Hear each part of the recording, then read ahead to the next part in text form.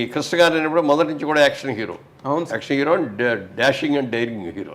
అవును. అసలు ఎవడో చేయని అని ఎవరు ఊహించలేదు కల్చర్. అసలు సినిమా స్కోప్ అనేది ఏంటో తెలియదు, 70mm ఏంటో ఏమిటో తెలియదు, యాక్షన్ సినిమాలు ఏంటో తెలియదండి. ఇలాంటి కానీ మీరిద్దరూ కలిసి చదువుకోవడం, క్లాస్మేట్స్, బెంచ్ మేట్స్, అన్ని మేట్స్, మీరు ఎన్ని మేట్స్ ఉంటే అన్ని. మరి ఏ రోజైనా అసలు కృష్ణ గారిలో ఈ రకమైన యాంగిల్ మీకు కనిపించిందండి? తొలి రోజుల్లో ఆయన చాలా అమాయకంగా కనిపించేది. అదే చెప్తున్నా, చాలా అమాయకంగా ఉండేవాడు అండి.